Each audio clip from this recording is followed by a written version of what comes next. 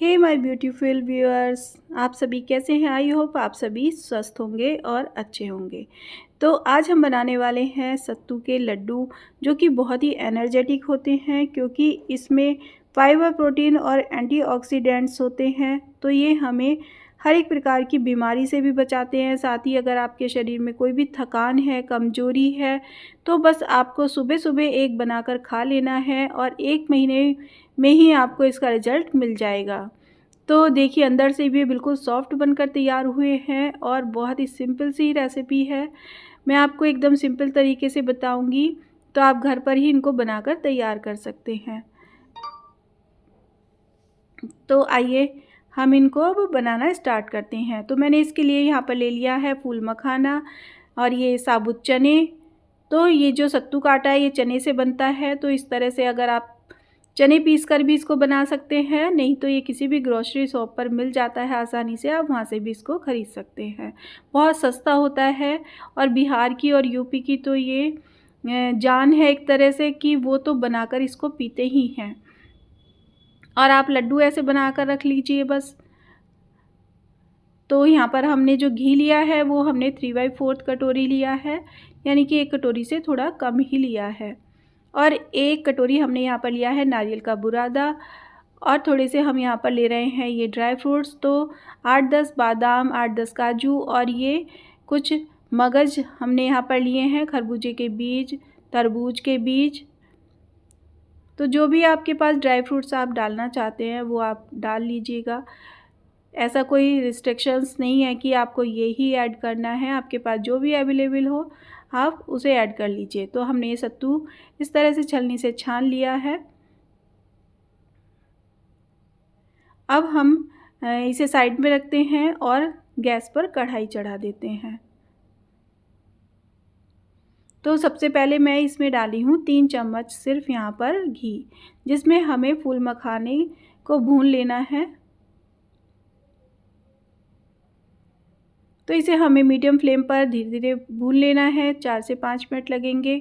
और जब बिल्कुल अगर आप जब हाथ से तोड़ें तो ये एकदम से क्रश हो जाए, पाउडर की फॉर्म में आ जाए, बस इतना ही हमें इसे भूनना है। तो ये देखिए मैंने भून लिया है, अब मैं इसे निकाल लेती हूँ। और क्योंकि मखानों में भी बहुत कैल्शियम होता है, फाइबर होता है, प्रोटीन होता है, तो ये भी हमारी बॉडी के लिए बहुत अच्छे होते हैं। अब मैंने फिर से 1 चम्मच यहाँ पर कढ़ाई में घी ले लिया है, उसमें सबसे पहले मैं बादाम और काजू को भून लूँगी और फिर हम इन बीजों को भी इसी में डाल देंगे और इन्हें भी हल्का सा हम रोस्ट कर लेंगे। रोस्ट करने से ये फूल भी जाते हैं बीज और इनमें अच्छी सी खुशबू भी आ जाती है और साथ ही जो ख़राब होने के चांसेस होते हैं लड्डुओं के वो भी ख़त्म हो जाते हैं। तो इनकी जो सेल्फ़ लाइफ बढ़ जाती है लड्डुओं की, इसलिए हमें इन्हें भूनना ज़रूरी होता है।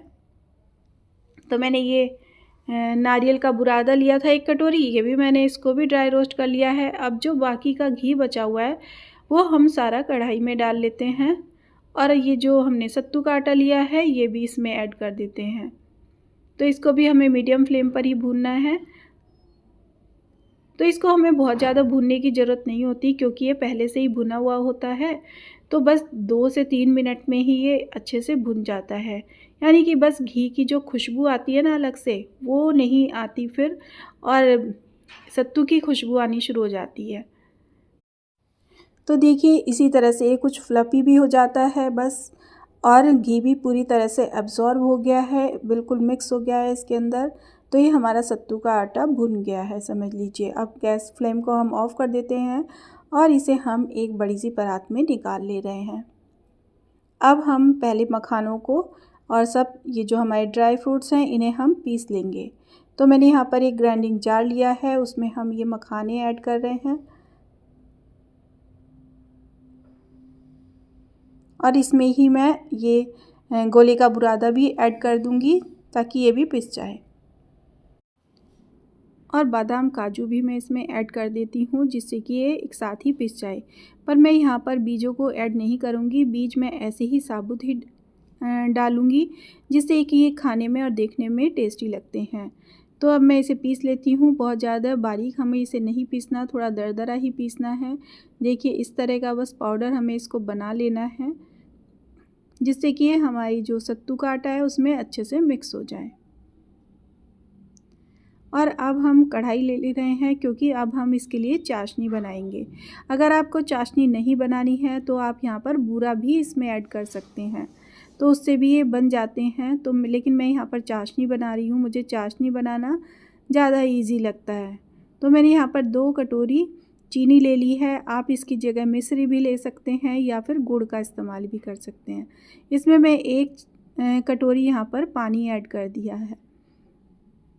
तो बस जो ये चाशनी हम बनाने वाले हैं ये हमें बहुत तार वाली नहीं बनानी, सिर्फ इतनी बनानी है कि इसे हम जब हाथों से छुएं तो ये चिपचिपापन आए, जैसे कि शहद लगता है। अब मैंने इसमें ½ टीस्पून इलायची पाउडर भी ऐड कर दिया है। तो ये सब चीज़ें जो हैं इनकी तासीर ठंडी होती है, तो इसलिए गर्मियों में इन्हें खाया जाता है, जिससे कि हमारी बॉडी को ऊर्जा भी मिले और साथ ही ठंडक भी पहुंचाए, दोनों बातें हों। अब मैं थोड़ा सा हल्का सा, बिल्कुल 1 चुटकी से भी कम इसमें कलर ऐड कर रही हूँ, जिससे कि हमारे जो लड्डू हैं वो देखने में भी खूबसूरत लगें।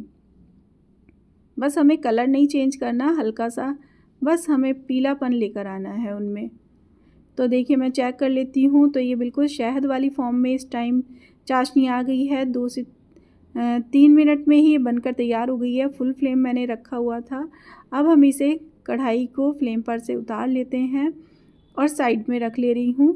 तो ये आप 2 तरह से बना सकते हो। आप फ्लेम पर भी इसको बनाकर मिक्स कर सकते हो, यानी कि जब आप गैस पर चढ़ी हुई होती है कढ़ाई तब भी आप इसको मिक्स कर सकते हो। बट मैं इसको उतार कर मिक्स करती हूँ, क्योंकि ये वाली जो टिप है ये मेरी दादी सास ने मुझे दी थी कि जब हम इस तरह से मिक्स करते हैं तो ये जो है अंदर से बहुत सॉफ्ट बनती है। चाहे आप बर्फ़ी बना रहे हो, चाहे आप लड्डू बना रहे हो, तो ये इस तरह से सॉफ्ट बनकर तैयार होती है। तो देखिए इस तरह से ये मैं इसको ना मिक्स करूँगी हाथ से और चलाती रहूँगी, तो एकदम फ्लफ़ी भी बनेगी और बहुत सॉफ्ट भी हो जाते हैं लड्डू। तो आप इस तरह से एक बार ज़रूर करके देखिएगा इसको। 2 से 3 मिनट ही आपको ऐसे चलाना है। फिर मैंने इसको बड़ी परात में ही निकाल लिया है।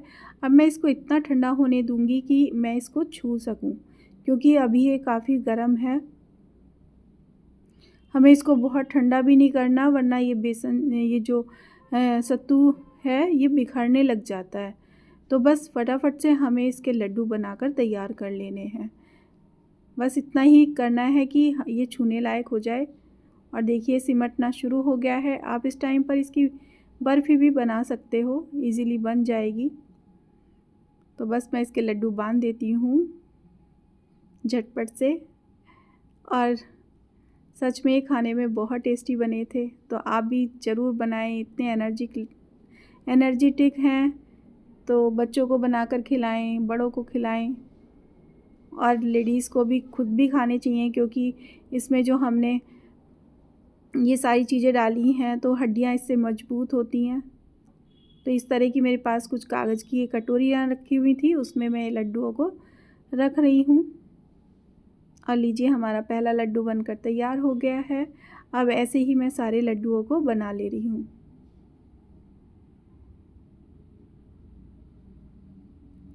तो घर में सबको बहुत पसंद आए ये वाले लड्डू, तो आप भी इस तरह से ज़रूर बनाइएगा। और इनकी सेल्फ़ लाइफ भी बहुत लंबी होती है। ये 2 से 3 महीने तक तो आप इजीली रख कर खा सकते हैं इन्हें।